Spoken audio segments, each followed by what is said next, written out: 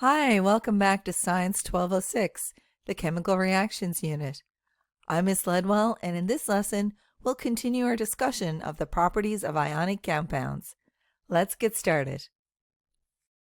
Recall that when an ionic compound forms, a transfer of electrons takes place.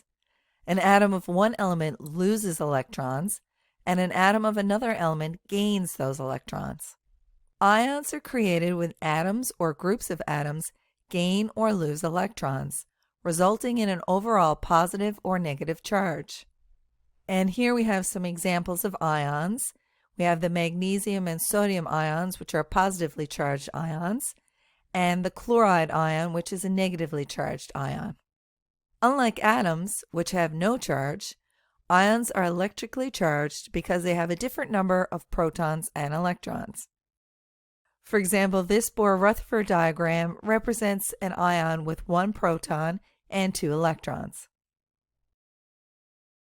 If an ion has more electrons than protons, it has an overall negative charge and is called an anion. So anions are negative. Nonmetals form anions. For example, F with a negative sign next to it represents a fluoride ion.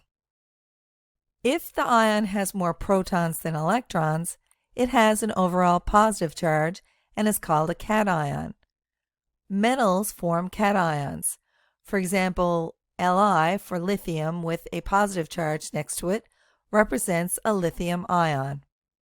Now we will pause this video and watch the video How to Find Protons and Electrons for the Lithium Ion with Wayne Breslin and complete the associated interactive activity located under the Activities section in Brightspace. When you've completed the activity, return here and resume this instructional video. I'll see you soon. An ionic compound consists of a cation, which is positively charged, and an anion, which is negatively charged. These oppositely charged ions are attracted to each other and are held together by electrostatic forces, creating ionic bonds and forming an ionic compound. Binary ionic compounds are ionic compounds that contain only two different elements. The first element in a binary ionic compound is the cation, which is the positively charged metal.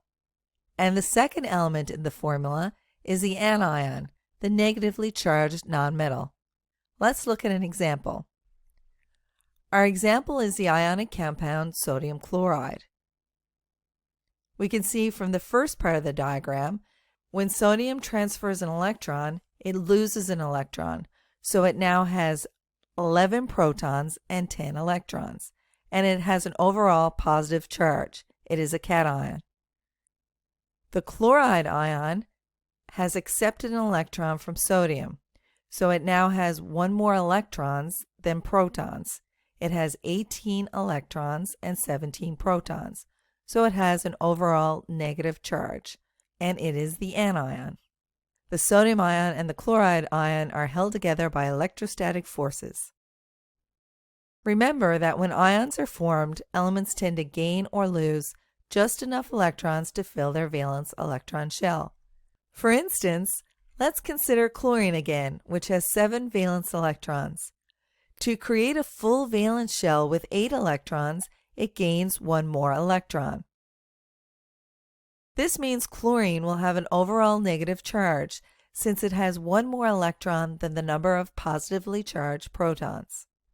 It has 17 protons and 18 electrons, meaning it has an overall -1 charge.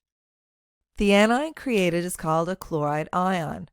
Note that for the ion of nonmetals, we change the ending to "ide," and it is symbolized as Cl with a negative sign, since it has a charge of -1. Sodium is an example of a positively charged ion called a cation. Sodium has one valence electron.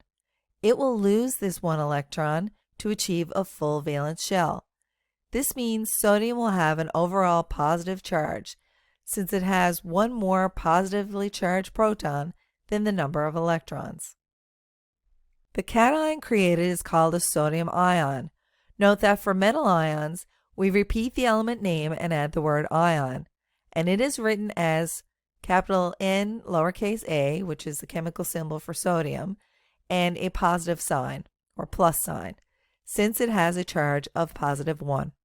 Let's look at some examples of ions. We'll start with potassium, which is a metal.